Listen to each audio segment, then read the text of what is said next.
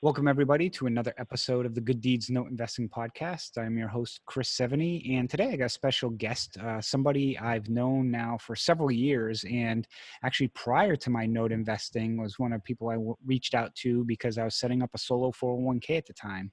So today I've got Brian Eastman from Safeguard Advisors. Brian, how are you today? Doing great, Chris. Great to have the opportunity to chat with you. Yes, and I've been meaning to have you on for a while now because, the whole topic of IRAs, individual retirement accounts, solo 401ks is just such an unknown for people, similar to note investing, honestly. And people really aren't familiar with these products because everyone's so used to just, investing with Mass Mutual or Fidelity or putting their things through those accounts. So today we're going to talk, IRA investing and retirement account investing, I should say. So, Brian, why don't you tell people a little more about yourself? Sure. Yeah, again, my name is Brian Eastman. I'm a principal with Safeguard Advisors, and we're a boutique firm that specializes in what are referred to as self-directed IRA and 401k plans that provide checkbook control. And the whole focus of that is just retirement plans configured differently so they can invest differently beyond the stock market. We'll certainly talk about that here today. Mm-hmm. I've been doing this since, 2008. Was part of a small team that acquired the company from the original owner in 2014. Just enjoy, working with clients and evangelizing about the benefits of these little known structures that allow you to take tax sheltered money and go get great results for it, investing in what you know. We're headquartered in Boulder, Colorado. Work with clients, all across the country, and it's a very different type of financial services. It's really more of a consulting and educating business, helping people, get their mind around these different things that they can do, and that's always been challenging and interesting and fun. Yeah, and you kind of hit a point there too when you mentioned the educational side of things, because I know since I've had the solo 401k, when I've had a question, it's been so important to ask the questions because there's so much we don't know that we don't know in this business, especially in this type of investing. And having somebody who's sophisticated like yourself be able to answer those questions is even more important. Yeah, I mean, as an investor, you're not going to become a PhD in these topics in the tax code, and it's pretty wide-ranging and convoluted and complex. And having an expert on your team who can help you navigate what you're doing and the different opportunities and sometimes different approaches to various types of opportunities that are going to be more in line with IRS guidelines is a big part of what we do. Yep. So why don't you tell us, a little bit more just about, the whole IRA, solo 401k realm as it pertains to note investing and, some of the things or key benefits potentially that you see as part of investing, with a retirement funds versus your own cash if you had the option. Sure. Yeah, and there's nothing that says, any particular one asset, such as a note, is better or worse, or IRA or non-IRA, or maybe both. Everybody looks at their own needs and portfolio and how they want to balance things. But for an IRA, really the whole nature of our business and the field that we serve is just about broader diversification. Any good financial planner or advisor is going to tell you that you want to be diversified, but then in the common realm, that means, well, which three different mutual funds? The international, the small cap, the large cap, right? But they're all still stock market based, and they're all still subject to the same news cycles and the same sort of asset dimensions of, you're largely looking for appreciation. Maybe there's a dividend component, but it is what it is. It's very good. There's a reason to have money in that, but to have all your money in that one basket, especially in times like this, is really not best practices. So with a self-directed retirement plan, we take that exact same retirement plan. I mean, everything about our plan's contribution limits and timelines and tax treatment, and the fact that this is retirement savings meant for your future use, not your use today. We can talk a little bit more about rules later. It's all the same, no different than an IRA at a Schwab, Fidelity, Vanguard, anybody like that. But it's just more choices. You can invest in things like notes and real estate and stock of privately held companies and precious metals and cryptocurrencies and just all these ways to create true diversification. I'll be honest, notes is probably number one or two on the list. But between that and say maybe owning a rental property or investing in an apartment syndication, it's just one of the most popular things we've been serving for 15 years, and frankly one of the best places to put IRA money, in my opinion, just for a lot of reasons relating to how IRAs work. But that's really what it is just having a plan with more choices, and it takes a different configuration to accomplish that. We basically have two approaches that we can use depending on who we're working with and what their particular account type and employment status and a few factors. So you'd indicated there's both IRA and 401k solutions. So let me give you a quick rundown on those two things. An IRA is an individual retirement account. Pretty much anybody can set that kind of plan up, and that's a great vehicle for taking some existing savings and getting it in a vehicle where you can invest differently. A solo 401k is similar as an investment vehicle, same flexibility and choices and control. What it brings to the table that the IRA doesn't is it's also a fantastic retirement plan for somebody who has their own business. And what a solo 401k is it's a very simplified iteration of a 401k retirement plan that's designed for an owner-only business. So somebody who, they might have a partner or their spouse might be in their business, but there's no non-owner rank and file employees. Once you have that, you're in a different realm, and the administrative responsibilities are very complex, and those, frankly, don't make very good self-directed vehicles. But we work with a lot of folks like yourself. You got your own business. We got real estate agents, independent tech consultants, folks like that who, in addition to having the investment flexibility, want the high contribution limits, maybe as much as $57,000 a year you can put in the plan and things like that. So those are the two plan formats that are out there, and we'll just, like I said, work with somebody to see what fits their needs and help build it. Yeah, from my experience, the common question that gets asked a lot, because a lot of people, are similar in my situation where, we have a 9 to 5, and we have a retirement plan through your company. And then it's like, okay, can I have another IRA or can I have another solo 401k? For example, I have a note business that, has, generates revenue and income. And, from those perspectives, I hear that question asked a lot, and I kind of answer it in a way, but, I'm not the expert. So I'd love to, have you provide, people, comments, because people just think that they can only contribute to their company's solo or their company's 401k or whatnot. So I'm curious. Sure. Yeah, I mean, it depends on somebody's situation, but we have a lot of clients who exactly your situation. They have some sort of day job, regular mainstream source of income where they have access to a retirement plan like a 401k, or maybe they're a police officer with a 457 or a doctor or nurse with a 403. A lot of different employer plans out there. But separately on the side, they have something that creates some legitimate self-employment income. And that separate business can have its own 401k, and they can contribute to that. Now, there's some limitations. There's two types of contributions. There's employee contributions and employer profit-sharing contributions. Employee contributions are limited and capped across all plans that you participate in. So most people, if you're under age 50, that's $19,500 as of this year. You get one $19,500 chunk that you can put into the plans that you participate in. You can put it in Plan A, Plan B, combination of the two, hinging, of course, on income. If you got your main job that pays you $100,000 a year, and you got some side business that's sort of small and does you $10,000 a year, well, you can't put $19,000 in your own plan that only made where the business only made 10 grand. But you can put a good chunk of that 10 grand. Basically any of that minus self-employment taxes could go into the plan, as long as you weren't exceeding your overall 19. But where the independent plan for somebody like yourself works really well is the profit sharing. So your own business, even if you're maxing out in your regular work plan, and maybe getting a match from that employer, you always want to take advantage of however much match you can get. That's free money or instant 100% ROI, as I like to call it. If you have your own business, you can do a profit share, and that's completely independent of any other plan that you might be participating in. So you can max out that feature of the plan out of your own business. And the numbers vary a little bit depending on your business format. Sole proprietors see one set of numbers.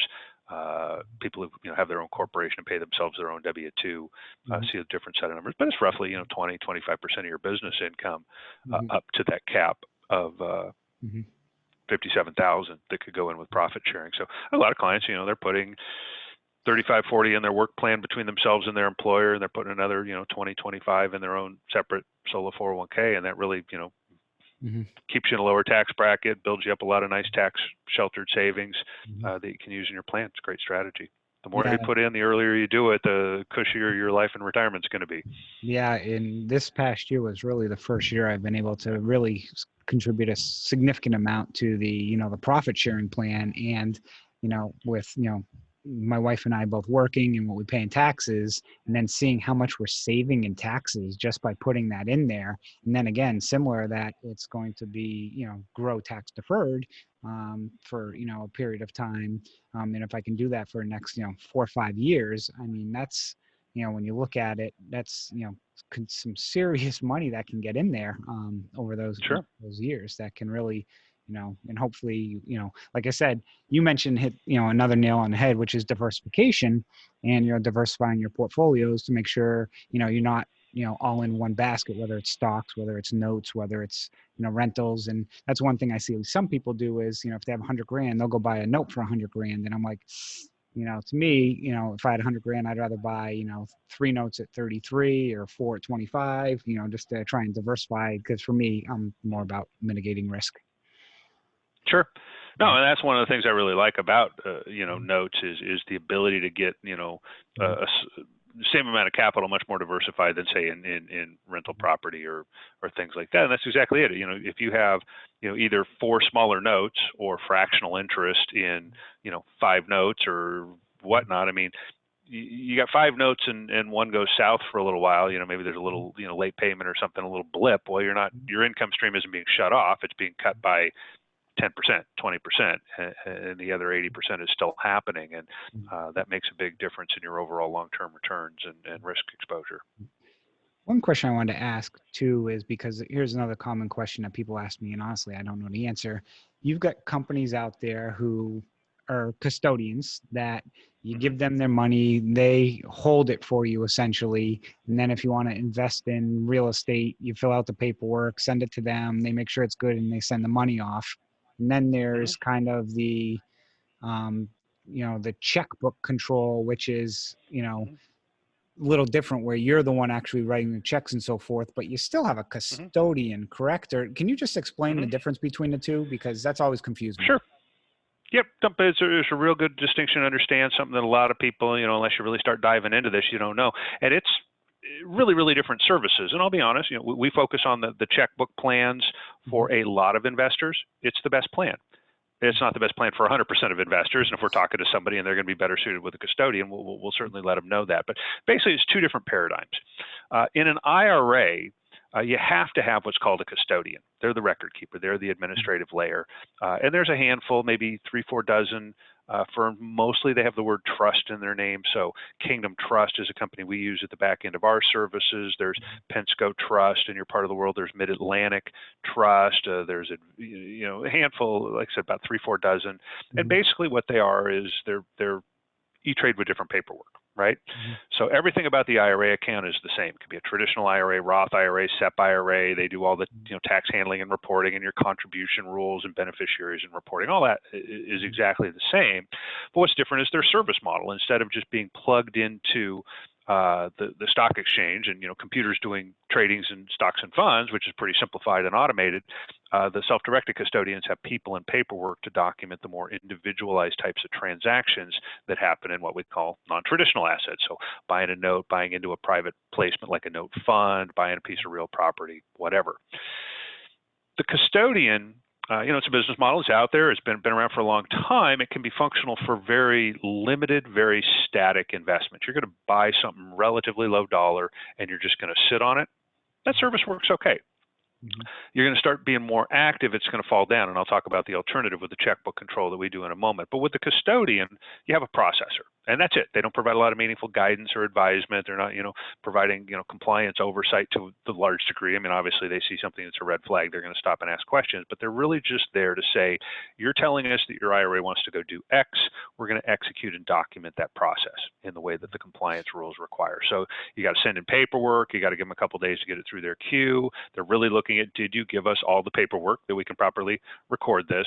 And then they'll execute documents and fund transactions. You got to do that for every step of the way. way. So with properties, for example, when you buy the property, pay the property taxes, pay a plumber, when you receive your rent checks, it's all got to go through the custodian. Same with notes. You start up your note, you fund it out of the account, and you receive your payments back into that account with the custodian. So that's the custodian model, and that's only really in the IRA space. With the checkbook plans, the format we provide, and also with our solo 401k, it's a big shift. We're putting the cash in the hands of the client where they can directly execute a transaction, fund expenses, and receive income without that third-party layer that's a lot of delay and bureaucracy. And I forgot to mention earlier, a lot of fees every time you make a move That's the go biggest with thing that I've seen is the structure. fees. Yep. Yeah. Yeah, I mean, the custodians, they charge a combination of, maybe some base fee, and they'll have some formula, some combination of per transaction, number of assets held, the asset dollar value of the account, some formula like that. And it pretty quickly adds up. But again, you're doing, one $40,000, 5-year, just buy it and sit on it kind of investment. That's going to be the right model. It's going to work. It's not going to be too complicated. It's not going to be too expensive. What we do to create checkbook control in an IRA is we start with that IRA because we have to have that, but we push the IRA to the back end and we have it make a single investment into a specially formed, usually limited liability company. Every once in a while we use a trust format depending on the state. There's a few states that LLCs are a pain in the neck, but for the most part, an LLC, and I like to describe it as we're creating for the client their own private fund. So the IRA owns the LLC. The client can be the signer, the non-owner manager for the LLC.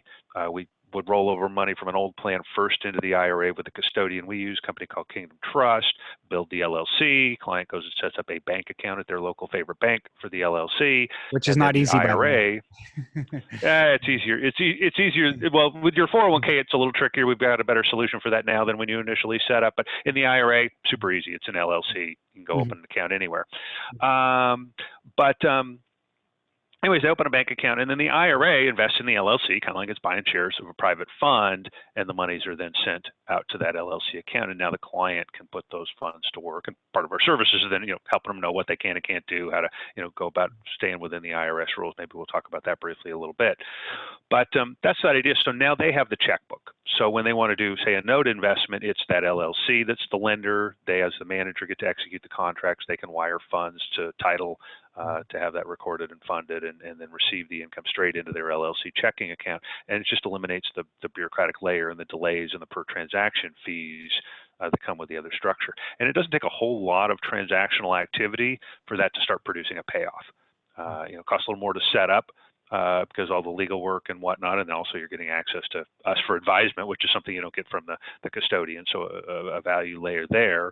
So a little more high value, front-end setup, but your annual operating costs are going to be a lot less because you're eliminating the per transaction fees and the asset-based fees that the custodians normally charge. In our case, the custodian annual fees are just $125 in our structure, whereas if you were, had $150,000 and we're doing, 3-4 note transactions with that, you'd probably spend $500-600 a year if you just stopped with the custodian and didn't build the LLC. So yeah, it's a nice model. 401k provides checkbook control right out of the box. The plan's a trust. You're the trustee. You set up a trust bank account, and there's a few banks that have stepped in and decided they really want to specialize that, because any bank can open the account, but most bankers don't have a checklist that says, oh, here's this custom 401k. How do I open an account for it? And as you said, it can be sometimes, you're having to educate your banker. Well, a couple of bankers that have come in the last year and decided to specialize, or last couple of years, 5 years, and decided to specialize in it, and it really makes that process a lot smoother. Yeah, I do have to admit, though, when I did set it up, you mentioned that sometimes it's challenging, and I got mine set up at Wells Fargo, and you gave me a checklist and basically said, just hand this to them. And when I brought that in and actually handed it to them, the first person was like, oh, let me bring this to my manager. And the manager was like, oh, okay, I understand now, because I have, the business has, and the business is an LLC that has an account, and I wanted to open one up as, this, and they were confused thinking it was the same. I'm like, no, they're not the same. But yeah, it's always a little fun. But we're always happy to chat with a client's banker and help speak a little bankerese. But yeah, I mean, it's just again, it's not something that most bankers see. Most custom 401, because that's what it is. It's custom 401k plan. Been around for 40 years. Most custom 401ks go to a Schwab or Fidelity or someplace like that. Those guys totally know how to work with these things, but the banks just don't see it that often, because the idea of a custom 401k focused on alternative assets is out there, been around for a long time, and we've been doing them since 2005. Mhm. You know, there are Mhm. a lot of them out there, but it's still just such a small little specialty thing that most bankers haven't seen. And the other thing you got to keep in mind is, you go into your local bank, who's there who was there 6 months ago? You know, those people change jobs a lot. Yeah. One of the things that I love about having that checkbook control also is I've had deals where somebody would call me and be like, I got this deal, but it needs a close tomorrow. And Hmm.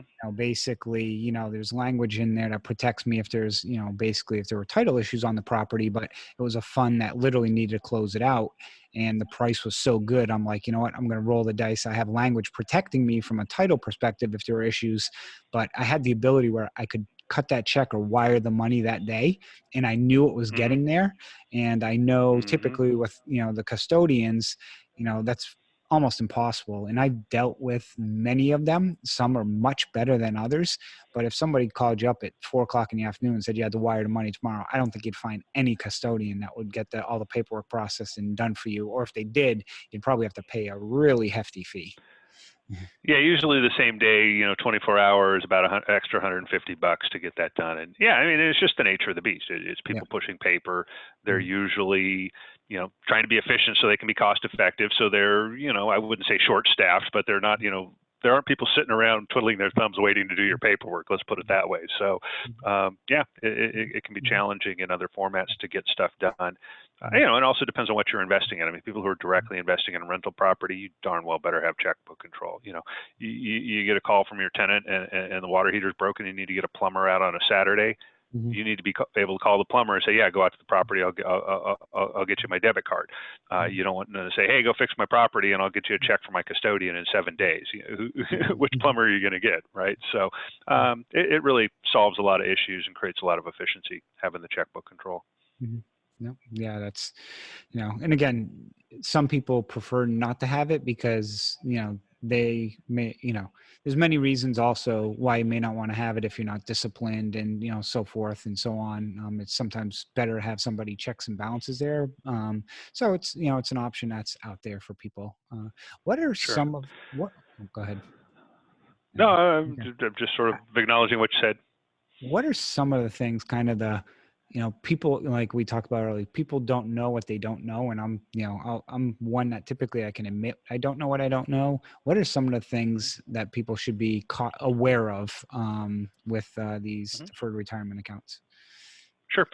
There's really three main things, and we'll always talk about this with the client in the initial consultation, and then on an ongoing basis as people are looking at different types of deals, they're welcome to check with us and make sure they're on the right path. But number one is this isn't, hey, I want to go invest in X and here's some tax sheltered money I can use to do so. It's, I'm diversifying my retirement plan. Mhm. Everything has to be done exclusively through the vehicle of the plan and exclusively for the benefit of the plan. And you have to avoid any direct or indirect benefit between the plan and what's called a disqualified person, which is you, your spouse, lineal family, family-owned businesses, basically that. And if you own a business, a co-owner of the business, few financial entanglements, but mostly it's lineal family. So the main thing is just avoiding, you don't want to co-fund a note personally and with plan funds and non-plan funds. You don't want to, lend money to one of those disqualified persons like your son or your father or your own business, things like that. You just got to keep this all, investments, just like what you're used to in the stock market today. Mhm. I'm going to go invest in Apple or Boeing or whatever. Just Yeah. a way to produce savings. So that's the main thing, and navigating that is pretty critical. There's two other things that are a little lesser known that don't really apply in the note space too much. So in your world, they're simplified, but in other types of investments, one is these IRA and 401k retirement plans are really designed for what's called passive income, and notes are passive income. They produce interest, so they fit very nicely. There's other things that are allowable with an IRA, like investing in a stock of a privately held company, or certain types of real estate transactions, self-storage or flipping, things like that, where really it's not passive income, it's services income, or what's deemed trade or business income by the IRS. And those are not as well suited when you have a tax exempt like a 401k operating like a business and competing with tax paying businesses. There's some taxes, what's called unrelated business taxable income, or UBTI, that's generated, and it can be pretty steep taxes. It can be detrimental to certain types of venture capital or equity positions in operating businesses, things like that. Again, you don't really see it in the note space, so kind of a nice thing there. What's passive, what's well suited to these plans is interest, so notes, dividends, royalties, what we're used to in the main stock market, rent from real property, and the future sale of an asset that held over time within the plan. But things like flipping houses and new home construction can be viewed as a business. Again, sort of things we like to call real estate, but they're really services businesses like hotels and self-storage and adult care. Those are businesses that create business taxable income. Yeah, one that comes up a lot, and I hear varying opinions, is people who flip notes, whereas they go buy a note for, 2,000 and they turn around and sell it for 5, and that's their business model, is just buying these and turning these around. Or another thing I've heard people talk about is doing like an option on a contract, which is, I have the option to buy this note for 10,000. I'll put $1,000 down, and then they'll turn around and sell it for 15, and then pay, the 10 with the 15. And that, I've heard, that's really walking that fine line, and you might be crossing it because it's really more service related than passive. Is that, I'm Sure. curious what your opinion is on that. Yep. Well, one of it's a pretty clear opinion. You're right. That becomes services. That's what's viewed as a dealer activity. You're not investing in the passive interest-bearing aspect of the note. The note is really just inventory that you're buying and selling. Same with flipping houses, no different. Or flipping airplanes. I've had people call me and want to do that, and I say, well, you can do it, but it's going to create some taxation. And the rules are, if a tax-exempt IRA or 401k or church, hospital, whatever, but a tax exempt is engaging in a trade or business on a regular or repeated basis, then it's going to have this tax exposure. So somebody who has just an opportunistic deal, they're doing a bunch of just regular note investing, and then this one falls in their lap where they can just quickly flip it and make a few extra bucks, no worry. But if that's their focus, if they're basically running a note dealer business through their retirement plan, then they're going to be creating taxable income. Now, how would that apply? I'm just curious with people who do like fractionals or partials, where, okay, I buy or I originated a note, and my business model is I originate notes. I collect on them for a year or so forth, and then I sell the next 50 payments. And then I take that money that I get in and then go originate another note, and then I'll sell off a partial of that, the next 50 payments, and kind of keep stacking that where you're keeping the back end. Is that still considered passive, or are you starting to get into the dealer phase? That's a little bit gray, and it might be that it's 50-50. It might be that the selling off is looked at as a dealer piece, but the piece that you're holding is looked at as passive, and only the dealer piece of the income. There's two challenges with that. One is sort of where does that fall on the regular repeated, and is it viewed as a dealer activity or not? I'd say if you're doing a lot of that on a focused basis, it is. The bigger challenge with that is actually the hustle that you as the account holder would have to put into creating those types of deals in a retirement plan, and that may not be appropriate. You're allowed to administer investments, but you can't benefit from the plan, like such as paying yourself a fee for your services. You also can't inject value through the provision of goods or services. Well, selecting and choosing an investment here and there, and negotiating contracts, whatnot, that's all fine.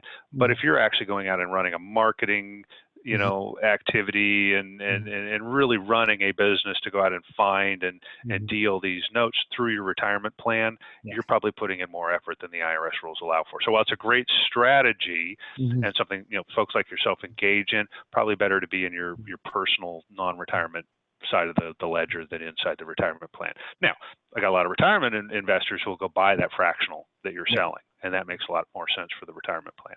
Yeah, I've to date, typically the stuff I have in my plan has been primarily just performing stuff. I'll go out and buy the performing notes and stuff, and just, like I said, just keep it passive and, live off the cash flow. It's just so much. Passive is good, and simple is good, and low risk is good. There's things you can do that are more aggressive that might produce a little bit higher rate of return, but they also come with higher levels of risk. And okay, maybe do that personally and put the more bread and butter, just coupon clipping stuff, which notes can be so effectively in the retirement plan.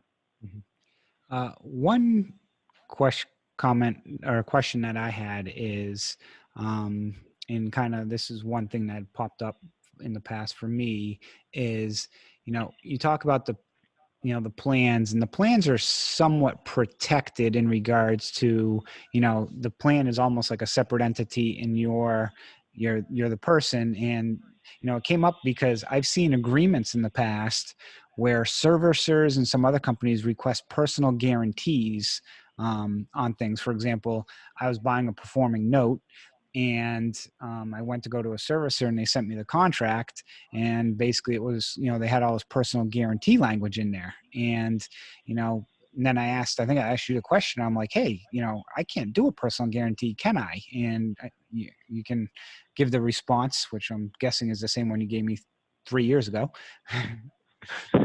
Gosh, I sure hope so. But yeah, that's pretty. Yeah, the reality is no, you can't. I talked about a little bit ago the self-dealing prohibitions and avoiding disqualified parties. Well, you're a disqualified party, and that provision against any kind of benefit is two ways. You can't benefit from your plan, nor can you provide a benefit to your plan. And pledging your own assets on behalf of your plan would be you providing a benefit to the plan. The plan has to stand on its own 2 feet. Now, the plan could, in a situation like that, the plan could say, yeah, I got this, $50,000 in plan reserves that are sitting in a brokerage account. And, if there's a shortfall or whatever, the plan can, make that up, but you can't put any kind of personal guarantee on that. Yep. Okay. So, yeah, so that was one that I was like, wait a second, and it's the little nuances like that, you just can't take a contract. Someone sends you it and sign it. Yeah, I shouldn't in any framework, but yeah, in your retirement plan, there's a few other things that you need to be looking at. And that's something I really like to stress. For the most part, when you're working with one of these self-directed retirement plans, you go out and you do deals the way deals are done. You look at diligence and proper record keeping and proper, contracts that protect you and your counterparties and whatnot. And it's really like any other, investment activity. There's just a handful of people you can't deal with, a handful of things that might not be the right flavor of income and that wouldn't be, the right fit in a plan. But when it comes to actually transacting, the plan's a party to a transaction, like pretty much anybody else. Yep. So are there, any other items that you see, kind of the don't know what you don't knows of, you mentioned a few already. Curious. Yep. There are 3 main ones, and we talked about 2, the keeping things arm's length, the potential of certain business income to create some tax implications.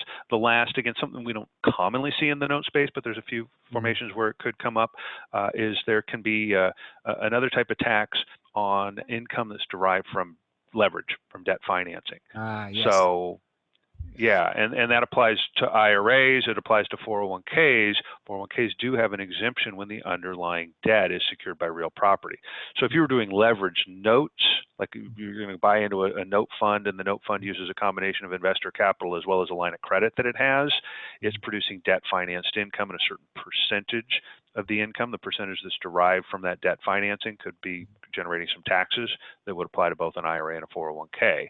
If you're going out and buying a rental house, and instead of making 100% all cash purchase with your plan, you're going out and getting what's called the non-recourse mortgage, a note where the property is the security and there's no personal guarantee from you, leveraging up what we just talked about. You can do that in an IRA or 401k. IRA pays a little bit of tax on the percentage of the income that's derived from the borrowed money. 401k, in that case, the direct ownership of real estate, where the real estate is the debt instrument, wouldn't have that same tax implication. And it's not a huge tax. It's not a deal killer. You're getting the benefits of leverage inside your plan, not something you do in a lot of investments, certainly not in the stock market. That can really boost your returns. The tax on what's called unrelated debt financed income, a little bit of friction on that return. I mean, it's really just not a big number. It's not a high.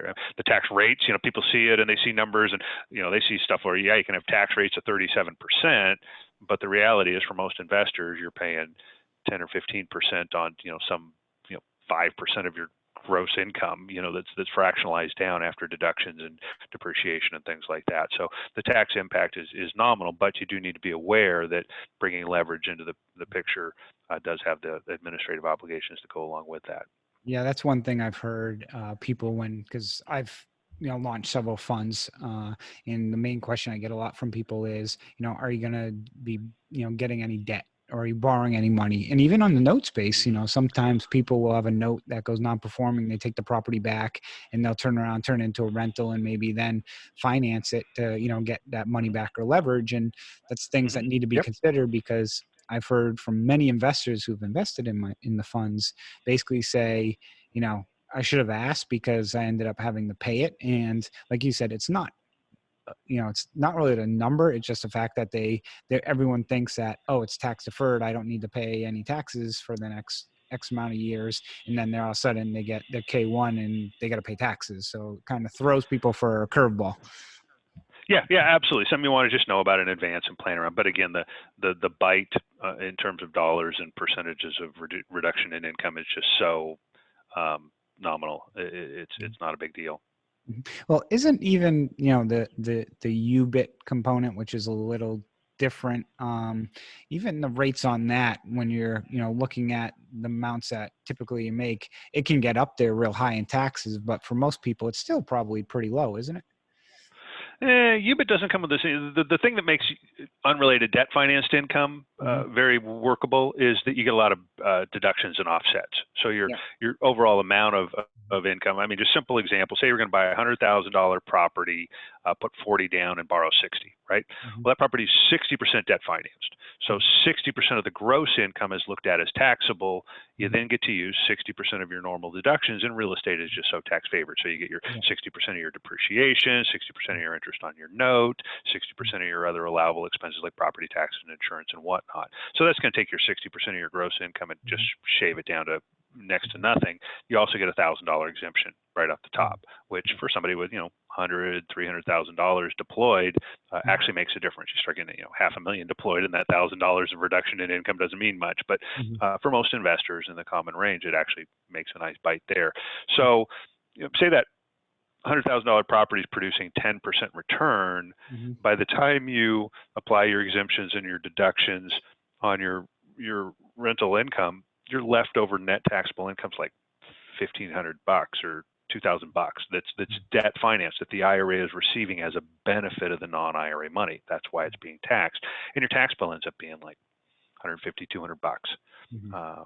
So it's just not a big deal. You know, spend maybe another $250, $300 having a CPA do the return for you. It's a pretty discreet return, but you know, CPAs aren't cheap. So maybe you have a $400, $500 expense to bring in leverage and boost your return by 4 points on the overall deal. It's a win-win. Yeah. Or go checkbook control, and then you're saving the money for having to pay on the fees. Basically the same cost as the fees you'd pay to send the check. Exactly. Yeah. So, but yeah, those are the three things: is keeping things arm's length, understanding the difference between active and passive, and then knowing what debt financing does. I mean, and there's some granularity into, you know, any specific situation, a lot of details, but those are the main big three things I always like to introduce folks to, as the sort of the framework of what you want to be aware of. Yeah, no, those are, you know, it's important because like we mentioned, talking offline, there's still, you know, this is still somewhat of an unknown, you know, a lot of people don't understand that you can do this. And, you know, I try and spread the word for people, just like notes. I mean, I've had calls this week with 4 different people on a certain topic, and they're like, what do you do? And then when they saw my website and what I did, they're like, I didn't even know that existed. And it's the same thing, I think, with kind of self-directing your IRA or your retirement funds, because everyone's just so, you know, locked into the Fidelities or, you know, of the world and some of these other firms and that's where your retirement plan is. Most of us, you know, most people have 9 to 5s, don't even realize that this, you can control this. Yeah. We could spend an hour on that topic alone, but just, real short. It's just the whole paradigm. People show up at their job. The HR department says, you know, sign here to participate in the 401k. Here's the 3 different mutual funds you can choose, or 6 different mutual funds you can choose from, right? That's the way most people address their retirement savings. They don't have a lot of choices. They don't give it a lot of thought. Once you learn, wow, I can actually have more choices and choose where this money is going to go. I can't tell you how many times I have people say, you know what, I've had a retirement plan through my own business. I just really haven't been throwing any money at it because I'm not happy with what I can put it in. And then when they realize they can invest in something that they know and where they can control, you know, the risk profile and the returns, they're like, wahoo, I'm going to be throwing money in this and really start saving for my future. And they really get a lot more excited about the prospects of building that future wealth. So it is very much unknown just due to the nature of the structure. You know, and you go to your Fidelities and Schwabs, they just can't even handle this stuff. It's such a different realm of services. Most of them don't even know it exists at those places. A few do, but it's just not something they serve. They say, you know what, that's specialized. We're leaving that to the guys who specialize in it. We do what we do and make money hand over fist. So most people just have no exposure to it.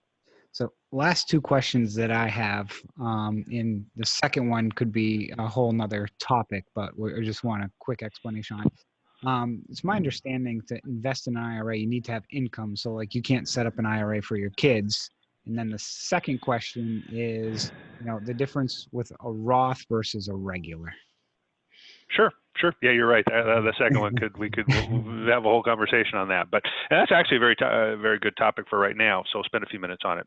But yeah, basically, in order to have an IRA, you just have to be breathing. Anybody, you can even be a foreign citizen, but as long as you've got money that can be placed in an IRA. So if you worked for a company and had a 401k and then you quit that job or retire, you can always move money into an IRA. So having an IRA is pretty broad, but contributing requires earned income. Okay. So you have to have earned income in order. So you'll have a lot of situations where maybe there's a breadwinner and a homemaker. There's certain limitations where they can, if the breadwinner's got some of the earned income, they can make contributions on behalf of their spouse. There's some provisions there. And you mentioned children. The child has to have income. They have to be filing a tax return and saying, I made X dollars. And here's the kicker. They don't have to make the IRA contribution. So I've got to deal with my son. He goes out and he works, and he's 17 and he's a competitive athlete. He's got very little time. I mean, he'll be lucky if, well, in this summer, I don't know if he'll be able to go get a job, frankly, in this environment, but he'll be lucky to make $2-3 grand, right? Well, he can keep that $2-3 grand and put it in his savings and, do the occasional, go, out for ice cream with his buddies or bowling or whatever, but he's got the income. So now he goes and files his return and says, hey, I'm eligible to make, for my $3 grand I made, after a few, I can put 2,800 of that in my retirement plan. Great. I can put the 2,800 in on his behalf. As long as he's got the earnings that show that he has the capacity, he doesn't necessarily have to make the contribution. So a lot of parents or grandparents will do that, but they have to have legitimate income. They have to, out working a job. If you want to, I get a lot of people, and this is a CPA question, you got your own business, you want to employ your kids in your business. There's a lot of restrictions about doing that the right way. You don't just sort of set up a sham and funnel money in. But yeah, if you can set up, and segueing over to your next question, set up for a young person a Roth IRA, you are setting them up for huge success. My son and I, we go on walks, we've had this conversation, and we figure if we can get him, 20, 25 grand, even just, that amount, and by the time he's done with college and he doesn't add another penny, it'll be worth something like 800 grand by the time he's 60. I mean, it's just sick, the amount of compounding, and when you've got that amount of time that you can work with. But yeah, the Roth IRA is a great conversation. And of course, the basic principle is, with a normal tax-deferred IRA, you don't pay taxes on the money in, and you put it in your retirement plan. So you basically can say, I can put more money in. If I made 10 grand and I'm in the 30% tax bracket, well, I can put 10 grand in my retirement plan. If I took it personally, I'd get 7 after paying 3 grand in taxes, right? So you've boosted your starting point, your basis that you can put into an investment vehicle through that tax deferral. Your growth over time is not taxed, so you get to mushroom that tax savings and accelerate your growth exponentially, which is, like I said, you get 20 grand by the time you're 20, and by the time you're 60, it's 7 figures potentially, depending on your returns. That's great. And you build a really big pile of savings through eliminating the taxes. But in a tax-deferred account, you will then pay taxes on the amount you take out in retirement just each year. So you take out 10 grand, you added 10 grand to your taxable income for that year, and it gets tacked onto your other income, and just it's taxed as what it would be taxed at. You're still going to end up, in theory, saving some taxes, but really what you're doing is you're building more money. You're ultimately going to pay more raw taxes, but you'll also still get more spendable money in your pocket too with that tax deferral.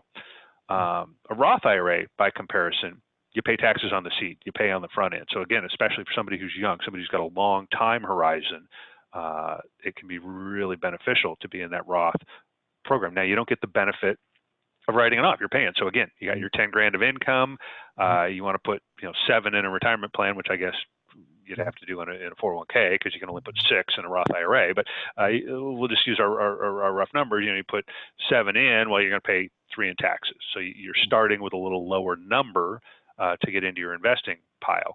But everything that you grow with that becomes tax-free in the future. So you pay tax on the seed, and the crop that you eventually harvest is completely tax-free.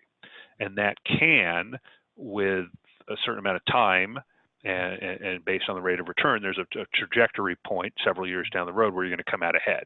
The tax deferred will win for a while because you started with more money, but the Roth will catch up and surpass that over time because of the fact that you're not going to pay taxes on the exit side.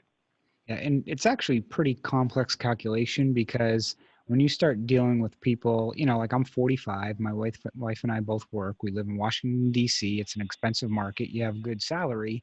And when you retire at 65, for example, I'm probably be in a lower tax bracket. So it's something you really got to analyze to see if it actually is beneficial, because everyone thinks like, oh, you should go Roth, but you kind of need to analyze it, really thoroughly in regards to what is your income stream when you're going to be retired. Because, if it's mostly off rental property and that's passive, tax at one bracket and, your income's low, it's simple, correct? It's not. It's definitely something to sit down and chat with a licensed professional, a licensed financial planner, or a CPA, or a CFP. Either of those would have the horsepower to do that, because there's a lot of variables, and there's some crystal ball. I mean, nobody knows what tax rates are going to be 20 years from now. They're probably going to be higher than they are today. And I hear the comment, "Hey, my tax bracket's going to be lower when I'm in retirement." Mine ain't. I've been working hard to ensure that's not going to be the case, right? So you just got to look at it. You also got to figure in, your opportunity cost. There's another, we talked about going tax deferred versus just going Roth on the get-go. You can also do what's called a Roth conversion. And that's where you take money that you've accumulated previously in a tax deferred basis, pay the taxes on it today, and switch it over into the Roth account. And you got to look at the payback and the timeline for that. I talked to a guy yesterday. He'd been talking to some independent financial advisor. The guy told him he should do a Roth conversion. The guy's 70 years old. He'll never see a payback for that. I mean, it makes no sense in his situation. It'd be 15 years. Yeah. I was going to say, is there a typical time period?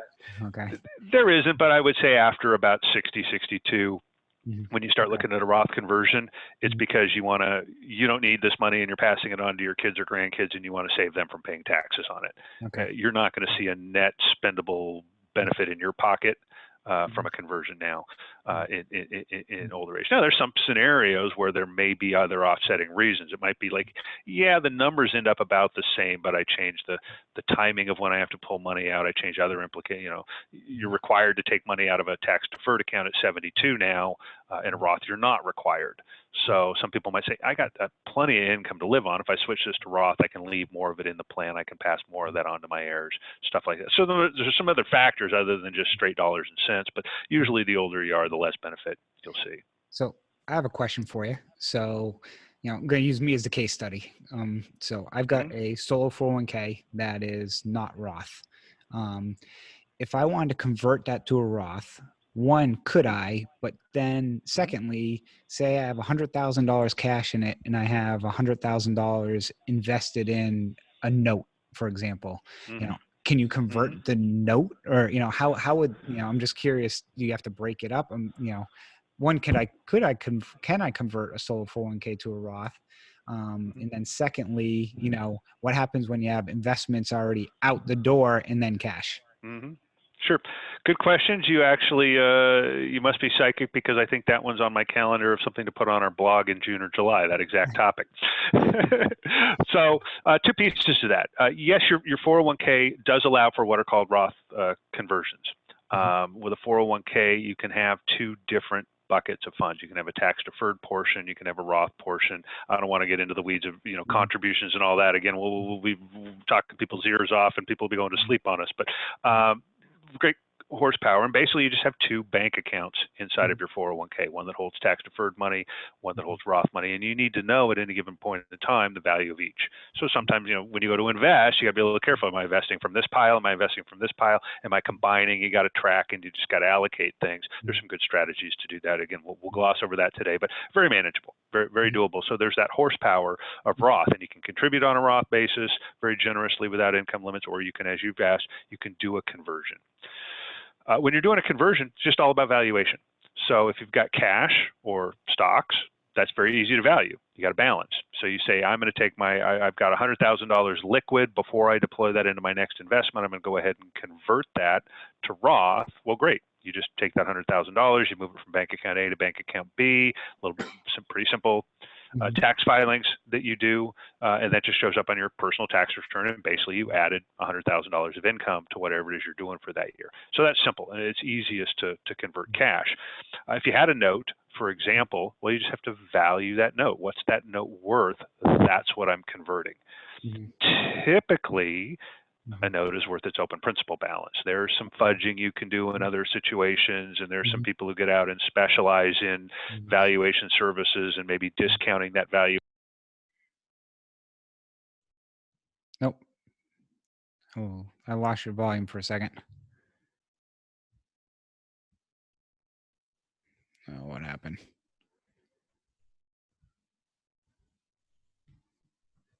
Quite catch. Yeah, just before you do that, if you listen to it and you find that it broke, take that whole section out, I guess, and we can cover it another time. Yeah, they will edit this section out and make it clear and crisp. I Sure. have somebody do it for me. I don't just Yep. So Sure. okay, so no, that makes sense. So actually good, because I'm probably going to email you this weekend, because I have my daughter who assists me.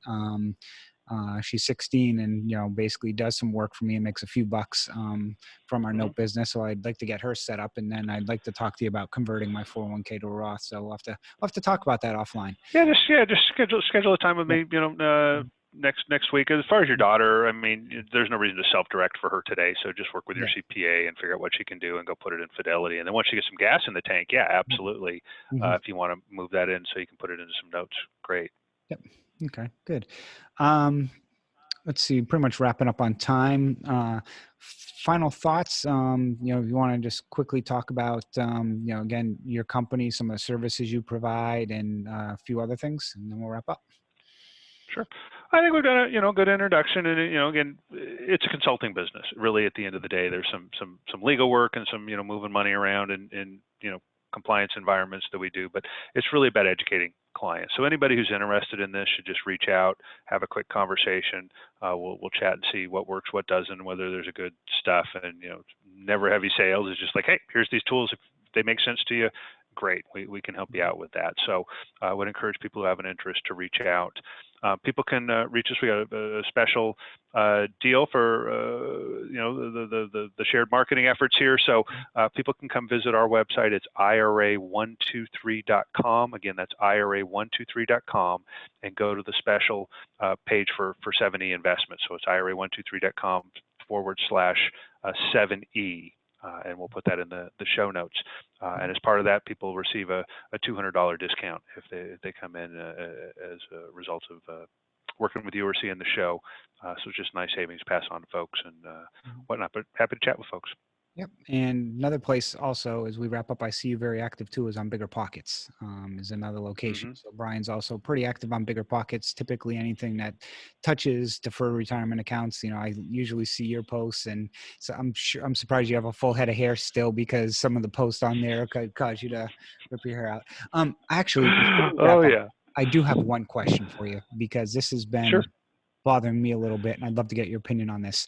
With the whole COVID crisis, and you're allowed to withdraw monies, if you were impacted.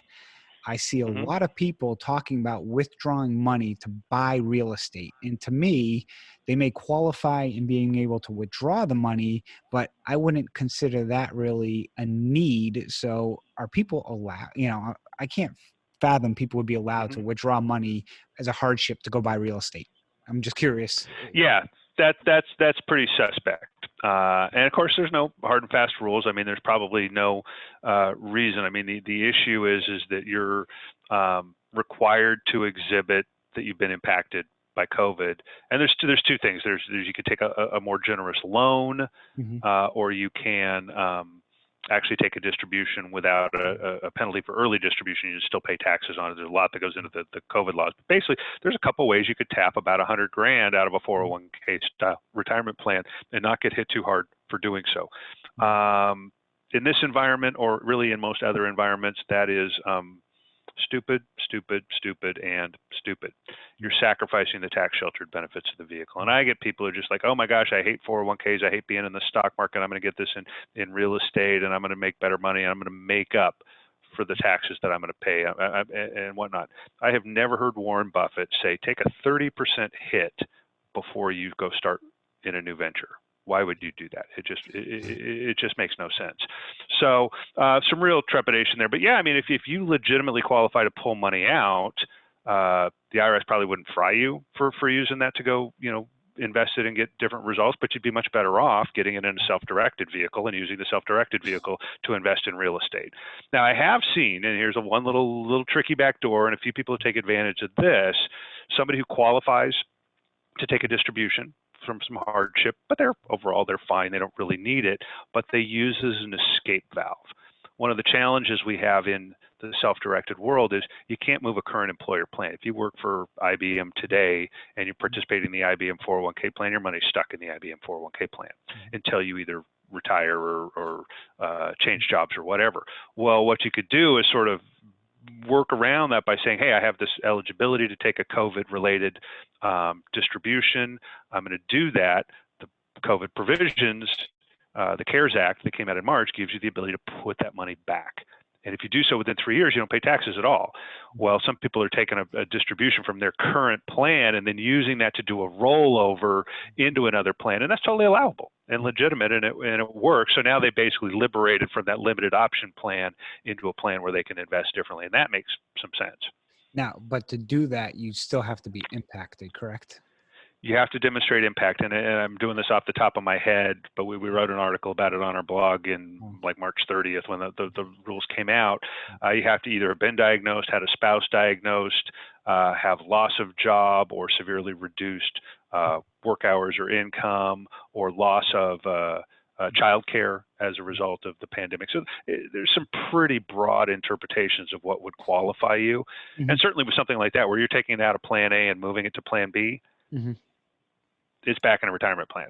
The only thing you've done is get it out of a plan that might not have an exit path today, but you put it back in a plan. You haven't changed the tax strategy. So even if you were a little suspect on your rationale, I don't think that would be a problem. If you were suspect on your rationale and taking it out to use it in your own personal pocket to go invest in real estate, yeah, I could see where the IRS is going to find some people who maybe they disagree with their capacity of taking those distributions in the first place.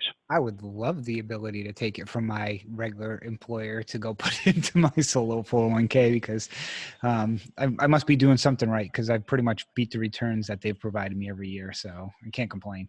Good.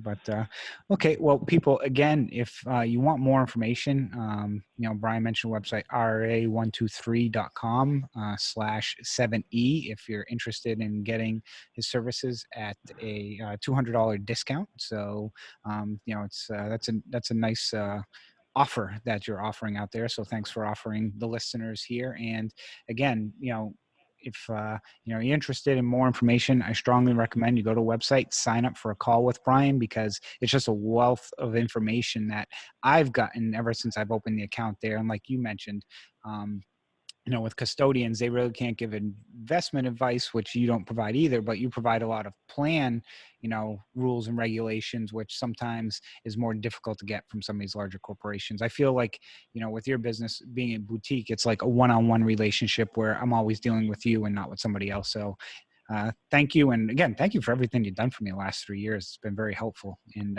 putting all this together.